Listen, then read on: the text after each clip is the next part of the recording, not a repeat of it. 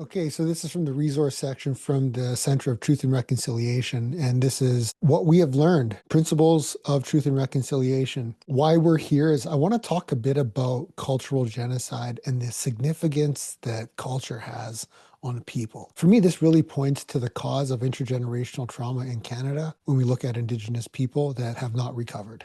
And so I'm going to read 2 paragraphs in this introduction to help create a context and understanding for some of the stories I'm going to share about cultural genocide, and also items that I've received through inheritance that mean something to me culturally, that have a spiritual significance, and not only a spiritual significance, but a cultural authority.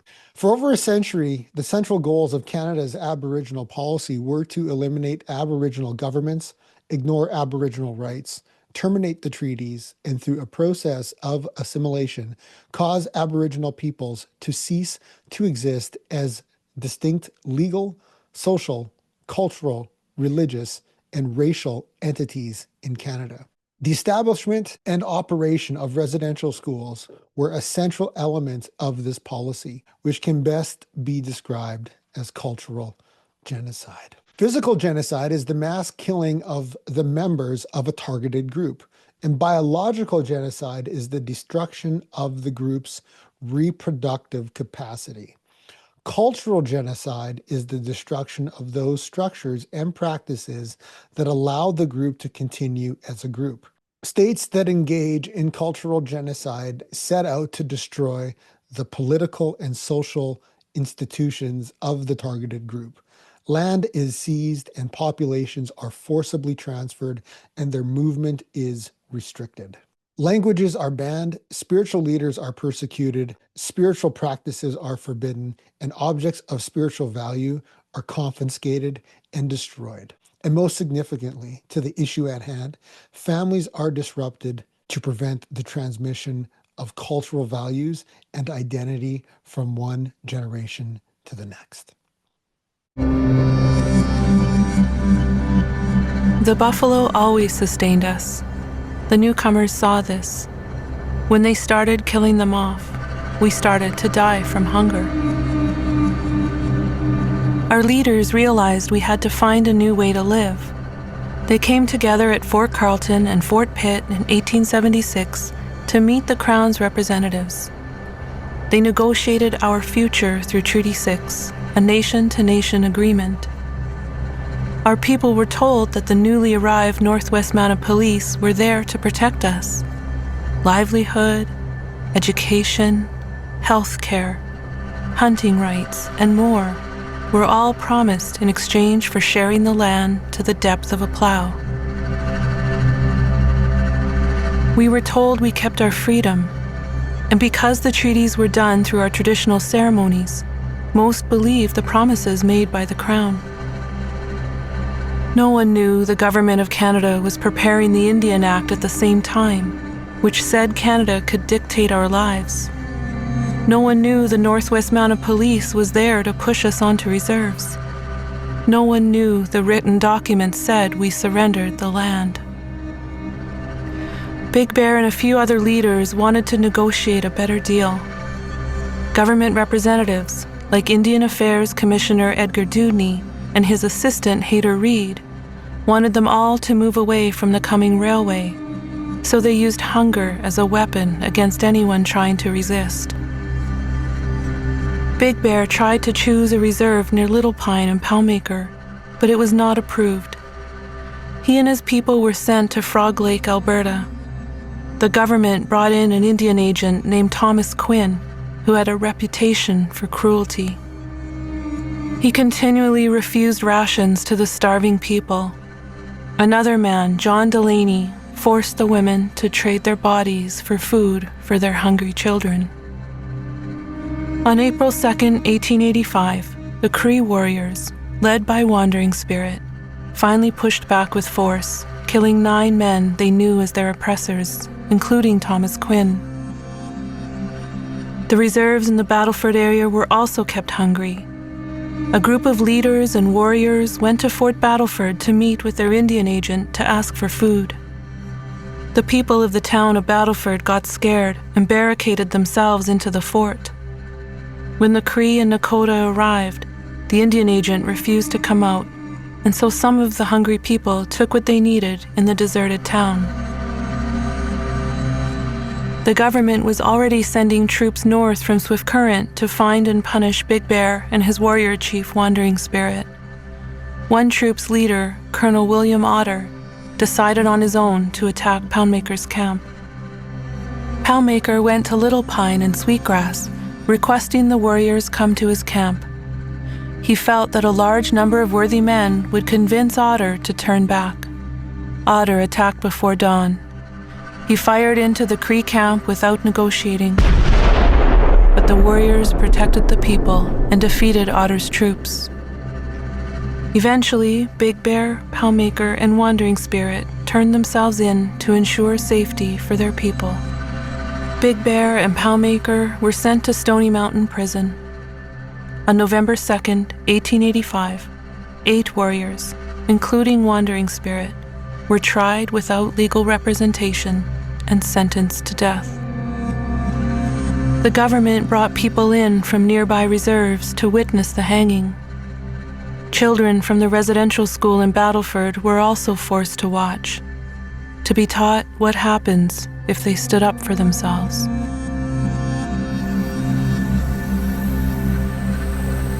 People are starting to learn about these schools and their terrible legacy, but they don't know about the other ways the Canadian government has oppressed us. The rights outlined in our treaties were ignored and overshadowed through the Canadian government's policies and laws. The Indian Act took away our traditional governance structure and imposed a chief and council system. The Indian Act criminalized our ceremonies, which is a way of criminalizing who we are. Because of what happened in 1885, the government introduced a policy called the pass system. This meant that our ancestors were confined to their reserves unless they had permission from the Indian agent. When our people began to pursue land claims and organize against our own oppression, the government added a section to the Indian Act that stopped us from hiring lawyers. Soon, we were outlawed from gathering in groups of any kind. The RCMP enforced it all, arresting anyone who resisted.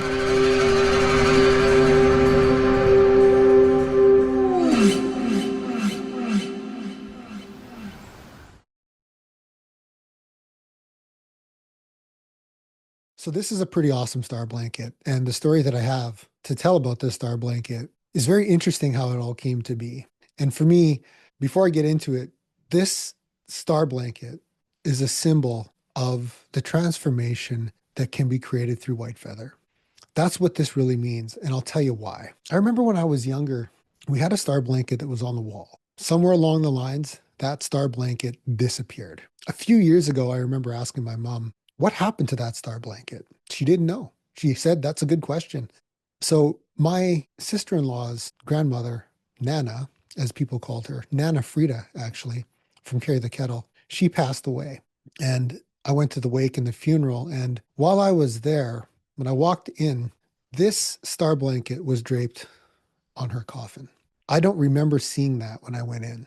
I was taken back by everybody that was there, the stories that were being told, really the atmosphere of what you have as a wake, and then you have the funeral. And I want to speak to this while we're here right now. We're talking about a wake, and this has cultural and spiritual and communal significance within Indigenous communities. Something that I've observed is that Western culture really shrouds death. There's a process to dying in the West that seems to almost hide the dying process. Some people are given the opportunity to be near their close ones when they're passing away and with them through this process in death and dying. When someone passes away in Indigenous culture, there's a wake. In Western culture, what happens when someone dies is someone calls someone, and the message is usually then sent on through phone, text, and then you see it on social media. And then we hear about a memorial service or a celebration of life or a funeral that will occur. And then this funeral or celebration of life becomes the way that the friend or relative gets to go through a confirmation of death of the relative that has passed away. The real beautiful thing about dying in Indigenous culture is the wake that happens. Because typically for a period of days, there's a sacred fire and there's a whole process that occurs when that sacred fire is lit. And then there is someone that is assigned to the fire whose job is to make sure that fire never goes out, to keep the fire burning for all the days and nights that the wake is occurring. While that fire is burning outside, on the inside, which is usually the community hall, is the person that's passed away. And they're in there, visible, open, unless it's been a tragic death, in which actually happened in my life. My cousin passed away in Daytona Beach, Florida, and he was involved in a accident with a train. And so we didn't lift the coffin up, only just for a few minutes at the end. People that wanted to look, they could go and look. People came from many miles away to see their nephew in their final form of death. There was this yearning almost to confirm, have they passed away? And my uncle decided in the last moments to not let everybody see, that they would just be better off to remember Kurt as he was. That was a process that, again, I went through. There's something, though, when you're with the person that's passed away, with everybody from the family, that it becomes normalized. For me, there was a real lifting of the veil of the way that we encounter death culturally in Western society. And so when I was at Nana Frida's wake, and I'm just remembering this now because this is all coming back to me, but I remember we did a pipe ceremony before the funeral. The whole congregation, the whole church, everybody from the community, everybody that was there, we all went out to the gravesite. And at that time, all of the decor on the coffin was taken off. And one of those things was this star blanket. Someone folded it up and put it in a bag. Well, it just so happened that one of those people were in my car on the way out to the gravesite. I couldn't tell you who was in my car, but one of the people that were responsible for putting it all together was in the car. And so when we got to the gravesite, it was up to us to lower Frida into the ground and then backfill the grave. And so we had shovels and we helped bury Nana Frida, this matriarch, on the res. I helped backfill all of the dirt onto her coffin. There was a bunch of people still sort of standing around towards the end, and I was standing there holding space and just being with people. And we all then headed back to the hall where we would have the afternoon lunch. And again, people piled into my car and we all went back. A couple days later, I was cleaning my car out because there was a bunch of mud in there. And when I went into the back seat, I saw that there was a bag. And when I opened up the bag, this star blanket was in there. And I wondered to myself, where is this from? And then it just sort of hit me. Holy smokes, this was on Frida's coffin. This star blanket is from the funeral. This is from the wake. I made a phone call and said, hey, I have the star blanket. Someone must have gathered it and put it in my car. I said, I'll come drop it off right away. And so I headed over to my sister-in-law's place, my brother's place, and I went and dropped the bag off. They said, we'll get it all sorted out. And I believe it was the next day later when my brother messaged me and he said, Nana wants to give you that star blanket. And it just rocked me to hear that. And I was like, what? And they said, yeah, Nana wants to give you the star blanket for helping put her into the ground, for helping finish this passing. And for me, this is why the whole story revolves around transformation with Whitefeather, because it's about the place that we go in to die, but we also are raised up into the spiritual realms. We become new. But this also can happen within our own self, within our own personalities, within who we are as people, with the way that we look at the world, with the way that we interact with the world. Whitefeather becomes a tool for transformation and indeed a catalyst to help people understand who it is that we're looking at when we communicate, who it is that we're looking at when we listen. Because when we listen to someone, we're actually giving the opportunity to create a deeper relationship. This has cultural significance. This has spiritual authority. Items and tools of cultural significance were handed off and down the line, and these things meant something. And here's another thing that I want to share is this is my father's eagle feather. The way I like to say this is that this eagle feather went to residential school, and that we're to take care of the residential school survivors like we would take care of an eagle feather. That's why I keep this in a box with tobacco inside of it. But this feather, my dad got it after he passed away. And when I went to his funeral, he was laying there in the coffin, like I explained in the video, when this eagle feather was sprayed on his chest. This has been something for me that is a tremendously sacred object. I don't just pull this out for anybody. And even the fact that I'm pulling it out on this video, there's a significance for that. There's a significance for who it might be that would be watching this, that I'm talking to you, holding this item, because it went through a lot. And now when I stand here and I talk about Whitefeather and help curate an Indigenous awareness for who it is that would be watching this, there's a cultural significance to this. Can you imagine the government coming to confiscate this because it has spiritual authority? The only way that you could get this was because someone passed on, and then the government comes and confiscates it. It's a very interesting and tragic story that is something that has occurred in Canada, and it's true. It has. So we want to remember these things when we look at people, when they have no identity and they're making their identity drugs. And their identity is infused with the intergenerational trauma of never having an identity to begin with. When I think of cultural items, I realize that addiction never existed on the plains before colonization. That's true. So when we think about cultural genocide and separation from land, it's no wonder that we see intergenerational trauma play out the way that we see it play out in today's day and age, especially in the Indigenous culture. I mean, this is the land that is supposed to be their prosperity. I mean, this land is Indigenous wealth. That's what it is. And at the exact same time, you have a people in North Central in the core eating out of garbage cans, slinging a bag of cans over their back because why? Well, if that person truly knew who they were, do you think they would do that? No, they wouldn't, because they would see who they were. And that's one of the other things that happen as a result of loss of language. You can't say the Indigenous language without knowing who you are. There's an identity in that. And so when we talk about truth and reconciliation or reconciliation, can we start by being understanding? Can we start by not judging? What moves reconciliation forward? You know, that for me used to sound like a really big agenda. Now, for me, it sounds like, can we observe Indigenous people, my people, without judgment? Can we have cultural respect? Can we recognize this land for what exactly happened here? To know the history of this land is to know what happened here. You only become more empowered by knowing the story. It doesn't cost you anything, and you only gain from it. When I think of these items, I realize that there's been a great liberation for my own self in this, and this is just one story. It's a powerful thing to realize in actually coming to understand your own story in life and the way that you experienced it, that there can be an immense liberation and freedom within it. So much that you're able to actually shift the fabric of the cultural atmosphere of a country. This place used to be called where the bones were piled high. And I think that whole story is just very intriguing to me. And why it's intriguing to me is because, you know, some of those bones that were here were left here by Indigenous people. But then also through colonization, there was obviously this mass slaughter of the buffalo, right? And so this is where they piled the bones super high. They just kept adding and adding and adding to the bone pile.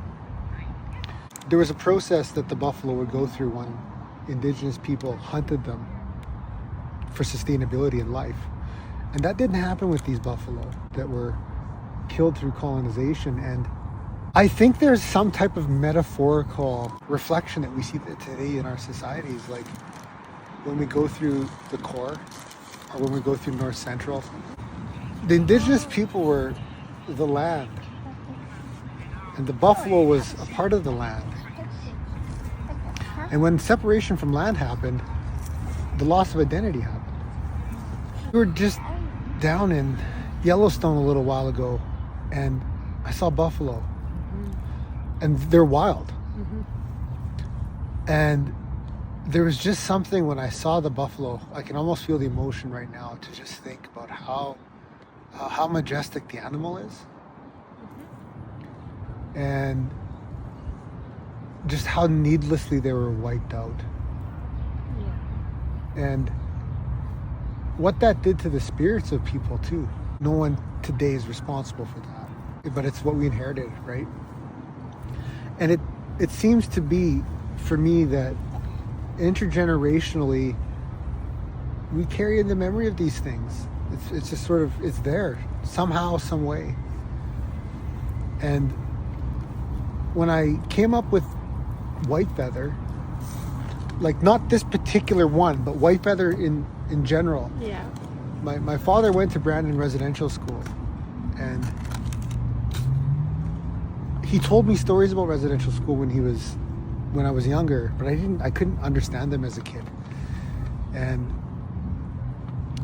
when Stephen Harper made the apology, I didn't quite grasp it even, and that was in 2009.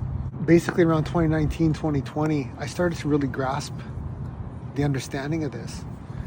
And Justice Marie Sinclair, who's passed on now, is part of my reserve, part of my band. And I could hear the message of what really reconciliation can do for us as a people, holistically, right? And I think sometimes people get this thing with them around truth and reconciliation, and like reconciliation in general, of where this is going to be like this just long drawn out conversation where basically we're pointing fingers and blaming. And white feather's never been meant for that. When I went to visit my father's grave when we were in Winnipeg, I was just by myself. We went there with some friends, and I took the morning for myself to go from Winnipeg to Selkirk where my father's buried. And I was sitting there and I thought, what can I give back the people of Canada? What can I give back Treaty 4? What can I do to help instill some type of understanding? Because when we go through these areas like the North Central and the core, people feel things, right? And do you look at people in the eye when you go through those neighborhoods, right? Or do you just look straight? Or is this kind of like you're behind the glass in the window in your car and you're looking at kind of like this dysfunction that's occurring? And I want people to be able to see things without turning their heads, because there's something inside of you that would want to turn your head. I believe as a city, we can do that. We can help heal what's going on here. We're healing an illusion. That's what we're healing. The core, and with North Central in the population of the city, we've got to be getting close to probably 270,000 people, 60,000 people. If everybody in this city knew who they were innately, that problem would be resolved. If people knew who they were, that problem would be taken care of probably almost overnight if people truly knew who they were. And so White Feather has been built as a bridge, a place that we can communicate, but where we can show up in our authentic selves and in our own honesty and our own feelings and sensations about how we feel things, and have an experience together. I channel songs and I channel music, and one of the beautiful things that I get to do with people is when they're experiencing something through the felt sense that comes through them in life, like when you would go into a hood, you feel things. Or when we have these conversations, you feel things.